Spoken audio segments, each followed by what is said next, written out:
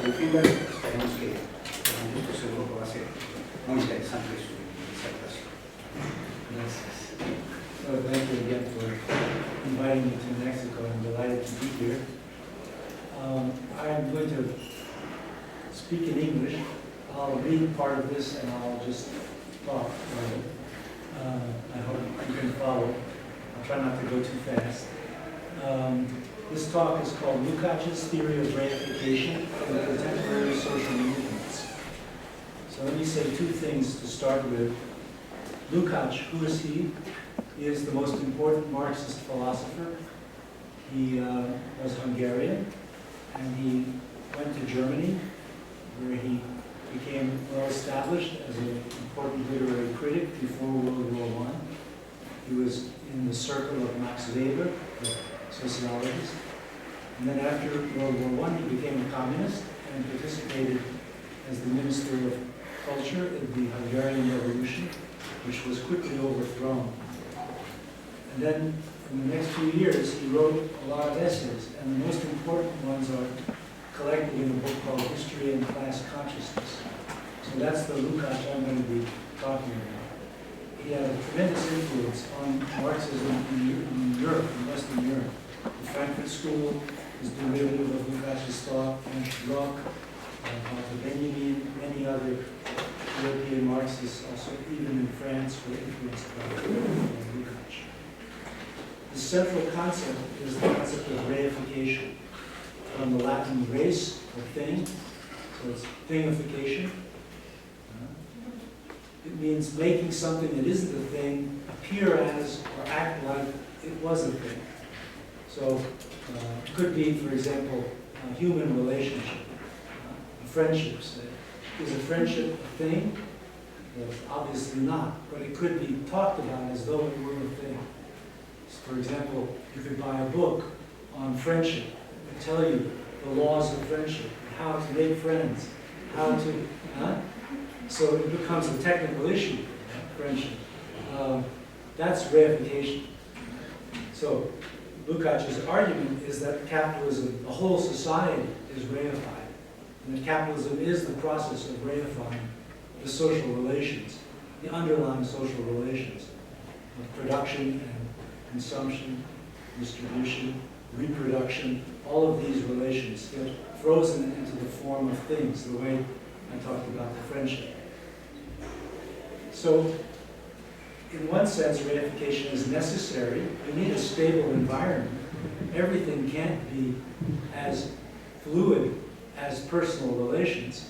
It'd be impossible to operate the university here if everything was renegotiated by the week, by the day or the week.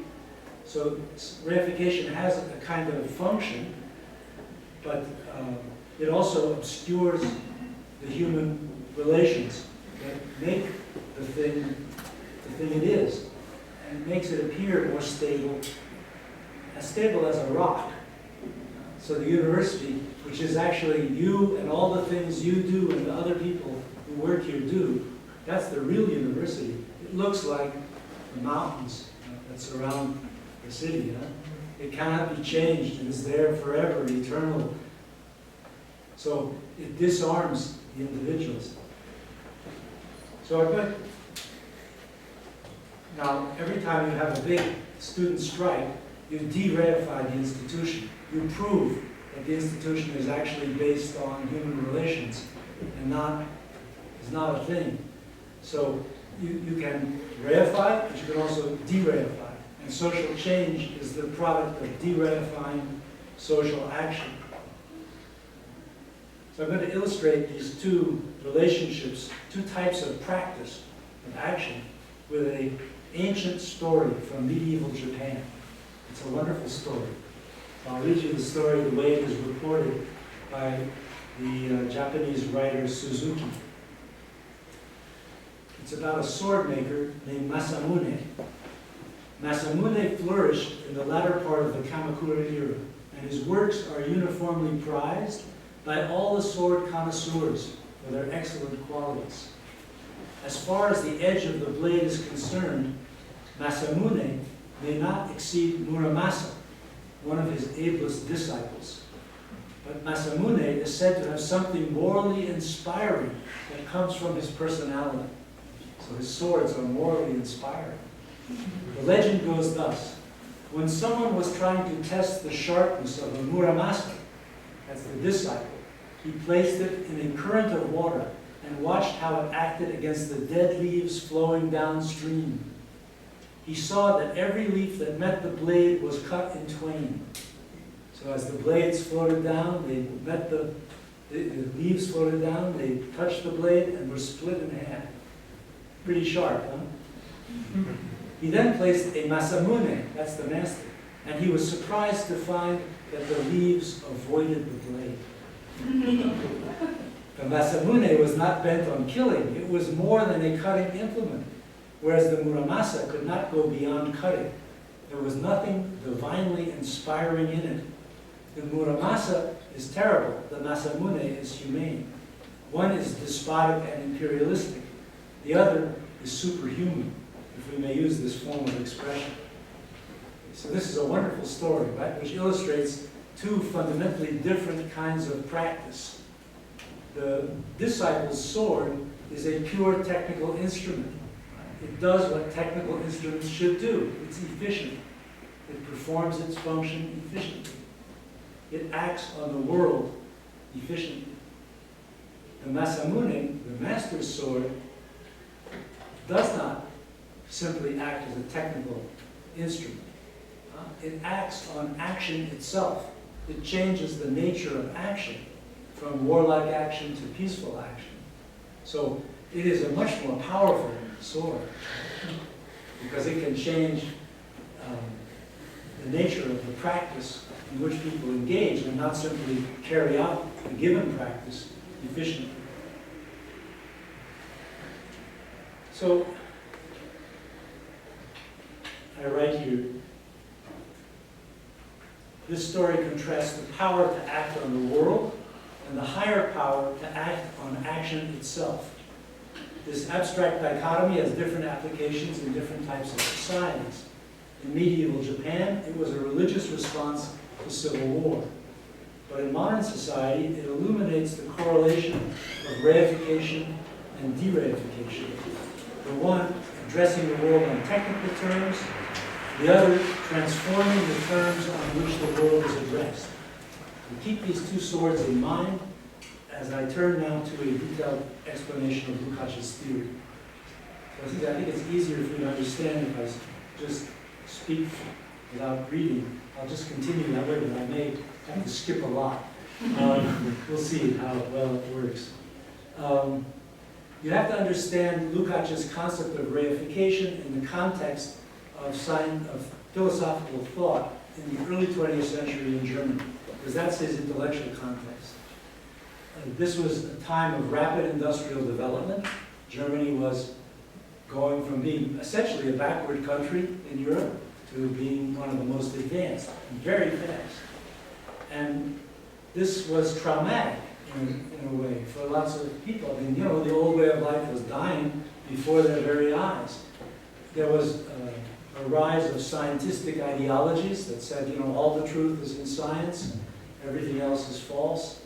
And the people, Germany had a highly developed philosophical and literary tradition. And the philosophers and writers didn't want to believe that. They decided that there were two different ways to understand the world, and two different things going on in the world. There was natural science, which gave causal explanations, and then there's the realm of human meanings, which had to be interpreted to be understood. So it wouldn't do you much good to explain the physics and chemistry of the Bible. You have to be able to read it, which means to interpret it, to understand its meaning, to get any sense out of it. Otherwise, it's just an object, right? A thing in nature. So they made this division, and this is fundamental for Weber's sociology. Weber's one of the founders of sociology, and this is a fundamental idea for Weber. And Lukács, who was very closely associated with Weber, but also a Marxist, right, after World War I, appropriated this basic idea about the split between meaning and causality. He appropriated that idea from within Marxism with very strange consequences, because it looks very different as a Marxist concept. Essentially, in other words, the reaction against scientism and the worship of science as the only truth, that shows up now inside Marxism, which is a little surprising because in the 19th century, the Marxists were always pushing science, right? But they were pushing science against religion. And by the time Lukács is writing, that's old hat, right? Religion is finished as a hegemonic ideology. Now there's another problem, a different problem. And that problem is associated with what he calls reification. So he writes, this is what he writes. What is important is to recognize clearly that all human relations assume increasingly the form of objectivity of the abstract elements of the conceptual systems of the natural sciences and of the abstract substrata of the laws of nature. This is human relations assume the form of the objects of science. And also, the subject of this action likewise assumes increasingly the attitude of the pure observer of these artificially abstract experiences, the attitude of the experimenter. That's the end of the quote. So what's he saying? He's saying our problem now isn't irrational religion, it's rational science that is taking over social institutions and restructuring them as though they were things of nature. It's a kind of second nature. So he's not against science. He's not saying that science, there's something wrong with physics. He's against treating the university as though it were a physical object, right? That was independent of human beings, that had its own laws, and in the face of which we, as individuals, can only manipulate our way to the best of our ability to succeed. You can't change the law, right? The laws of physics, you can't change the boiling point of water. You can't change the rules under which the university operates. That's the problem. So,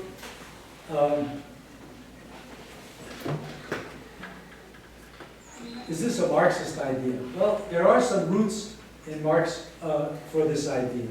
First of all, Marx talks in Capital about the fetishism of commodities, commodity fetishism, the fact that the world of commodities has its own logic, and it is a world of quantities, not of qualities. Right? Everything is exchanged according to its price, not according to its inherent, intrinsic value. When you look at your children, you look at something that's intrinsically valuable. When you look at shampoo, you look at something that has a price, and you'll evaluate it according to whether it's a good price or not. The whole world of physical objects now moves around according to its value, economic value, its price. And so this he calls fetishism because it's as though the world of things has taken on a life of its own. It's active on its own. So you can make all the decisions you want, but if they don't fit in with the movement of things, you are screwed. Right? So a second feature of Marx, which accords with Lukács's idea, is the notion that capitalist society fragments everything. Everything is broken up. All the forces of production are controlled locally by individual private owners. So you get what Marx calls the anarchy of production, the anarchy of the economy. Right? There's no overall plan or rule. Just everyone makes their decisions, they toss their stuff onto the market, and then they see what happens. Some of them get rich, others go broke. But this fragmentation of the whole social world is very different from the kind of organic unity of, say, a medieval feudal society in Europe, or perhaps the societies that existed here before the arrival of the Spanish, which had an overall unity based on a religion, right? Based on a common set of beliefs. Now it's all a bunch of fragments that are interacting accidentally, without any unity, without anything that holds them together. So reification does exactly that. It breaks every institution up and makes it a separate entity. They all interact externally, and there's no unity to the society. So there are other aspects of Marxism that accord with this basic idea.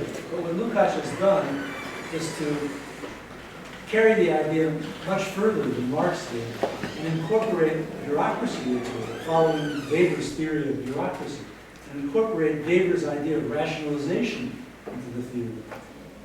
And this is an important feature of the notion of reification. Weber argued that society is becoming more and more an object of management, administration. You know, in the 19th century, a big company might have 500 employees and one bookkeeper, and the owner would manage it. Now you've got bureaucracies developing with hundreds of people, maybe thousands. And these bureaucracies operate according to strict rules, and the whole legal system gets bureaucratized. Everything gets set in stable form. And this spreads not just in the economy. It's not just factories that are managed now. It's universities, it's hospitals, it's all the institutions come under management. And the management works by measuring output, right? It measures, it seeks efficiencies. In other words, it sort of imitates what capitalists have to do in order to stay in business. Even in institutions like this one, which are public institutions, there's still someone measuring, right? Everything, to make sure that the taxpayers get their money's worth. So this sort of universalization of capitalist rationality is what Lukács is talking about with his theory of reification. But still, you can see that it's rooted in Marx, but it's somehow different because of the changed historical circumstances under which he's writing. So there's another dimension to this which I want to discuss, which is more abstract. What Lukács is really developing here is a kind of ontology. That's to say, a theory of being. But it's a strange one. He was very influenced by German neo-Kantians. The neo-Kantians developed this split that I talked about earlier between meaning and causality. They developed that as an ontological theory. They thought that the whole world is, as we experience it, is contingent on meanings that we project onto the world. So think about chairs. Is a chair by nature, or is it a chair because for us it's a chair? When we sit on it, we sit on a chair. If you put a book on the chair, the book is not sitting on a chair. It's just, it's just there. So if you think about meaning in this way, the whole social world is a product of a cultural investment of meaning in objects. And apart from that, just things. So our sensations are guided by these meanings. So it's not just mental, right? It's in our body. We see the world through the meanings that enable us to divide it up into things of different types and so on. Well, for the neo-Kantians, this is a logical issue. They see this as a logical property of the world. But Lukács says it's not logical, it's sociological. The world is structured by meanings. And those meanings are imposed by the capitalist system. The capitalist system gives a meaning to everything. Everything is profit, wages, right? Corporations, all the institutions, right? They're all shaped by, not by some abstract culture, not by, the transcendental consciousness of Kant, but by capitalism itself, which makes the world logically coherent according to the meanings that it imposes on things. Well, this is strange because for the neo-Kantians, there's no way for the logical meanings to interact with the things themselves. I mean, it'd be like the number 2 interacting with the bottles on the table. I mean, there are 2 bottles, but the number 2 and the bottles belong to different ontological registers. They can't interact. But if you say the meanings are imposed by the capitalist system is in the world, along with the things to which it grants meaning. So there can be interaction. Well, then it gets really strange, because what happens when there's an interaction between the meanings and the things that are given that meaning? And this is the basis for his revolutionary theory.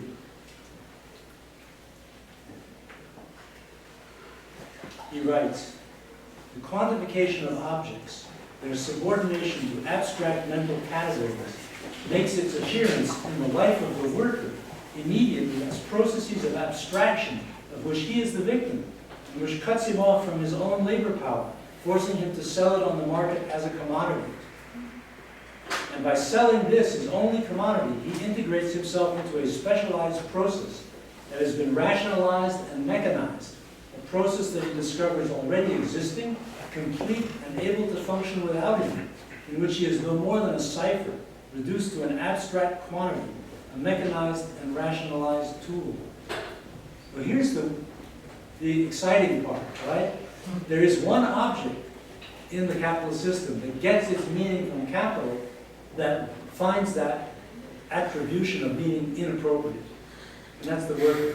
And it's inappropriate because the worker is more than a cipher. And he knows that, right? He's more than just an appendix of the production process. He's a human being with a complex life process. And that life process is now squeezed into the meaning, wage laborer. And that the imposition of the form fails in the case of the worker.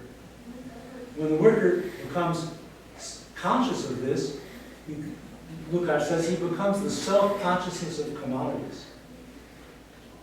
That's a very strange idea, a self-conscious commodity. And he writes, Lukács writes, the quantitative differences in exploitation, which appear to the capitalist in the form of quantitative determinants of the objects of his calculations, must appear to the worker as the decisive qualitative categories of his whole physical, mental, and moral existence. So, for the capitalist, lowering wages 10% just figures into his calculations of how to keep the factory afloat in, say, during a recession. For the worker, that 10% off is less food. It has a different meaning. It's not just part of some calculations, it's life. So, according to Lukács, then there is an entity in capitalist society that is essentially irreducible to its economic meaning. And it can then develop from that realization a class consciousness which enables it to join with other workers and form a collective subject capable of acting on the laws of the system. In other words, we're going to rediscover Masamune's sword, right? It can act on the laws of the system, it can cause those leaves to part. So, can we make sense of this in contemporary terms? Well, think about the feminist movement and the demand in the feminist movement for women to become the self-consciousness of a certain social role in order to transcend that role. A role imposed by the society, which maybe is, again, too narrow, right? Like the role of the worker, and which you can transcend by becoming conscious of it.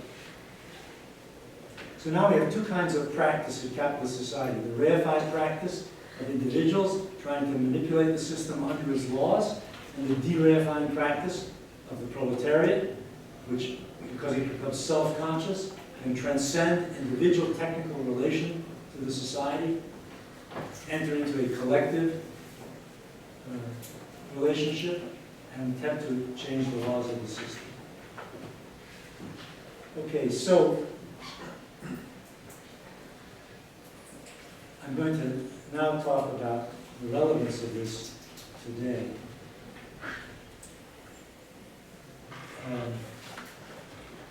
I had a section here on contemporary theories that say that capitalism is actually the de-reifying society, because everything now depends on creativity. And so, but we know that's BS. I mean, that's a prestigious ideology in France. I can't believe that Mexicans are convinced. Too near reality.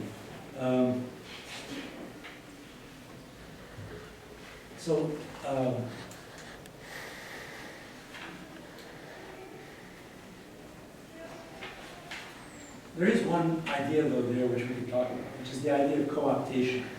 Sometimes it's in texts that you'll read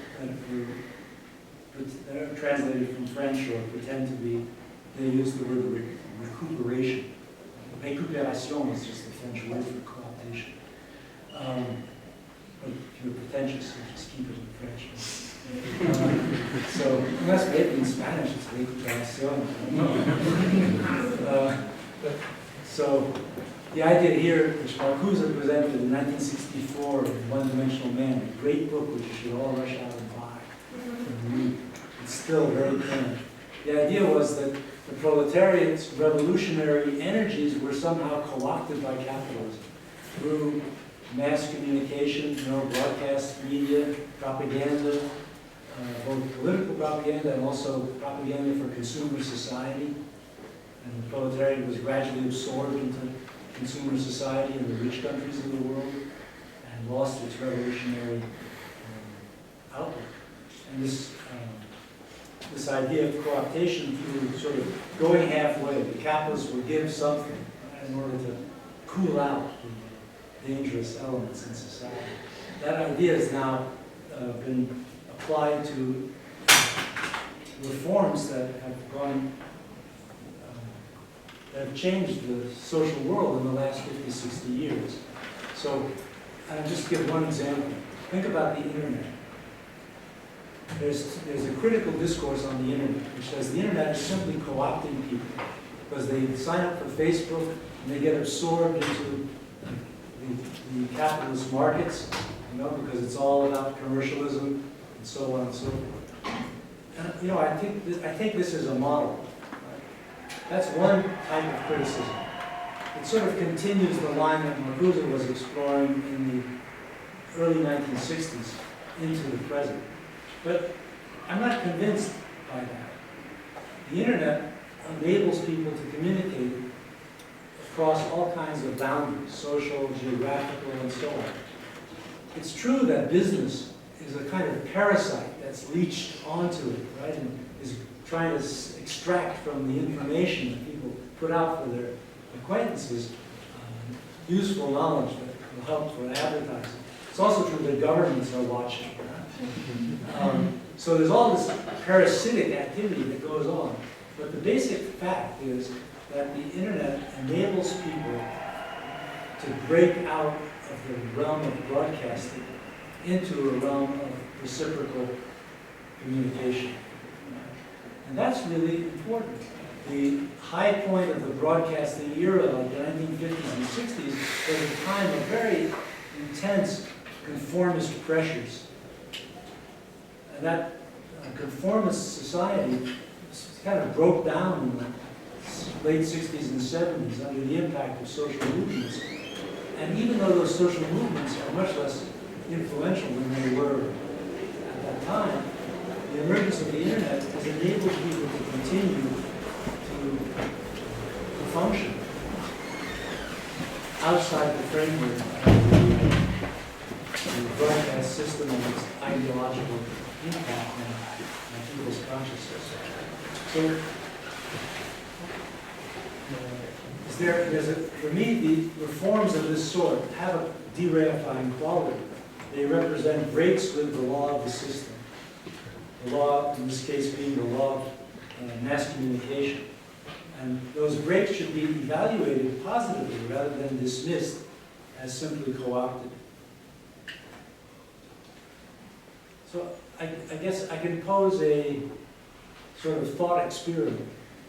Try and imagine what this society would be like had none of the important reforms and changes that have occurred in the last 50 or 60 years, had none of them occurred. All right? No environmental reforms. Women would still be in the position they were in 1950. Just go down the list, right? No internet.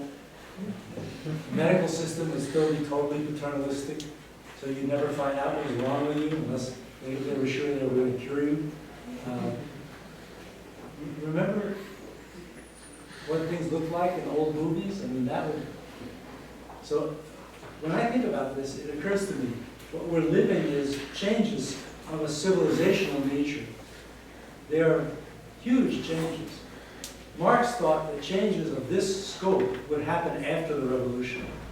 That basically capitalism was there to destroy the old world, and the new one would be built after the revolution. But we've now had 100 years of 20th century and now 21st century experience to watch all kinds of quite drastic civilizational changes to occur before the revolution. So that doesn't mean that there are no problems anymore, that all we have to do is keep it up and everything will be okay. I'm not saying that, but I'm saying we have to evaluate these changes in a different light, not in the light of a revolution which hasn't yet occurred, and which would of course be far better than anything we can do today, but in the light of the past and how radically we are moving ahead into a different kind of world.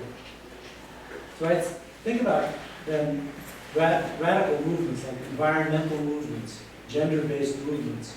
These movements are not revolutionary in Lukács's sense, or Marx's sense. On the other hand, they all involve de-reification of fast, fixed and frozen social relations, economic logics, and they come up against charges of irrationality, which are testimony to the scientific nature of the society.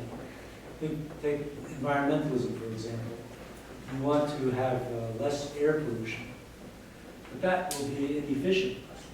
Companies will go out of business. Workers will be out of work. You're going to harm the very people you're trying to help. So let's stick with the current levels of pollution.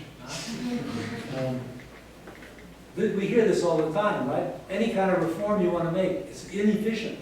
It's irrational and inefficient. We need those GMOs, industrial agriculture. So the peasants get put out of business. That's not as important, really, as keeping the progress of industrial production and farming going. And if you want to hold that process back, you are, you're crazy. You're a Luddite. Remember who the Luddites were? The guys who smashed machines at the end of the 18th century to keep their jobs as craftsmen? Yeah, you don't want to be a Luddite. No. So, but you see, this is the logic of verification at work in political argument, right? What happens when people defy the claims of the system and demand changes is remarkable. Suddenly, the changes get made, the capitalists adapt, because they're good at adapting. That's why capitalism has survived and the Soviet Union did not. The capitalists are masters of adaptation. They adapt to new constraints on their activities. They continue to make money. They continue to do the crooked things they do and also the good things they do. Whatever mix it is goes on and on. But they adapt in a way that alters fundamentally people's lives. And in the case of these social movements, for the better. So there's less pollution because environmentalists did not give up worrying. They didn't worry about de-reifying the reified system and demanding that its logic change. They went ahead and they pushed, and the result is that there's less pollution. I'm not so sure about Mexico City, but I think you're working on it. Yeah. So these changes then are the product of movements that carry through sort of, in a way, the argument of Lukács, but under different circumstances. Not as at the center of the system, the labor force capable of overthrowing the system, but in all sorts of surrounding areas where fundamental changes are possible and which force capitalism then to adapt and to become more humane. Now, how far can that go? So I'm coming to the end here. This is a really difficult question.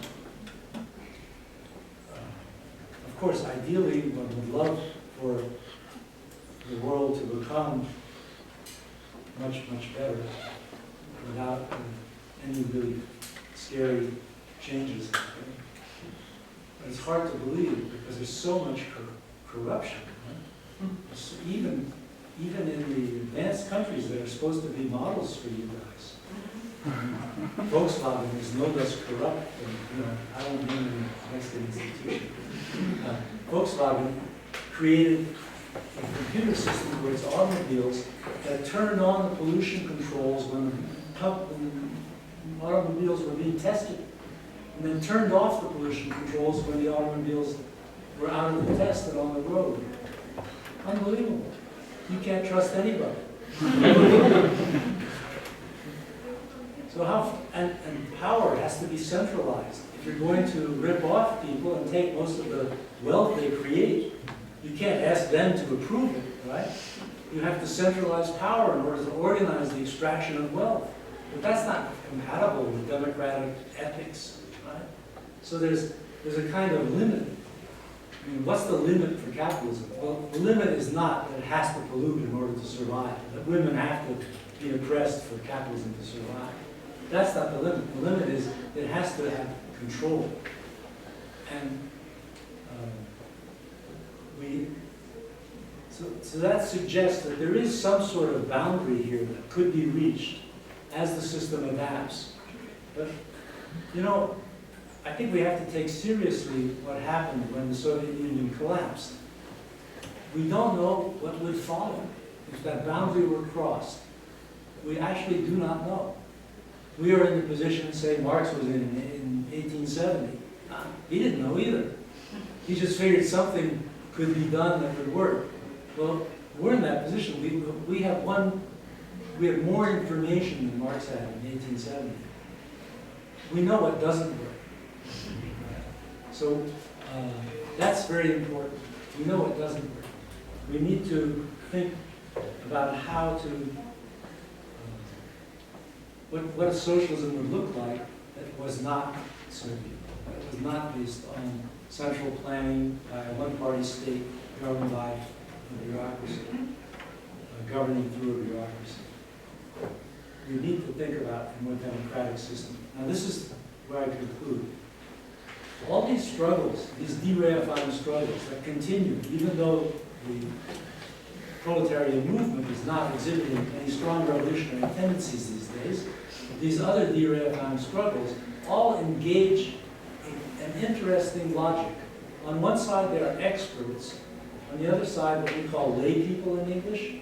The lay people are in the church, are the non-priests, right? The lay people in the larger sense in the English language are just everyone who isn't an expert. Us. So all these movements engage in dialogue. And why? Because these movements involve changes in the technical organization of society. And you can't make those changes without the help of experts. So for example, environmental movements demand pollution be controlled. How do you do that? Well, you can't do it with a slogan. You can't do it with a vote. You do it by forcing engineers to do their job, damn it. You redefine their job, right? And make them do it. And that interaction, that's really interesting. And what's really astonishing about it, I mean, of course we take all these things for granted, but they're not obvious. What's astonishing is that so often it's successful, that ordinary people reacting on the basis of their experience of what's going on in the world around them tell the experts how to improve the society. And the experts then go through the motions of making, say, a less polluting car or whatever. There's a kind of dialectic there, back and forth between, and maybe this is a key to understanding what socialism would look like.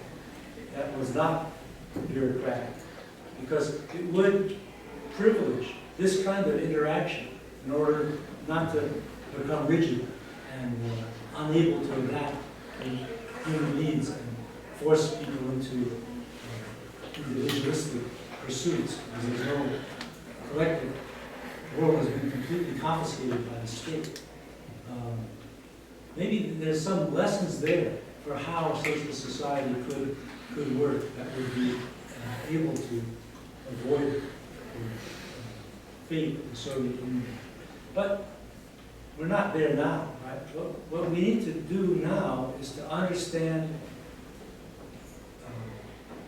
the social movements that do exist and understand how they are making contributions to changing the society.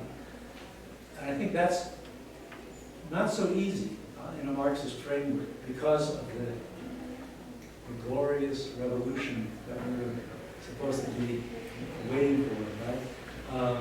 We need to break out of that mentality, and perhaps Lukács can help us do that with this video verification. Okay, so I'm going to stop there. That's long enough for you to listen. And now you can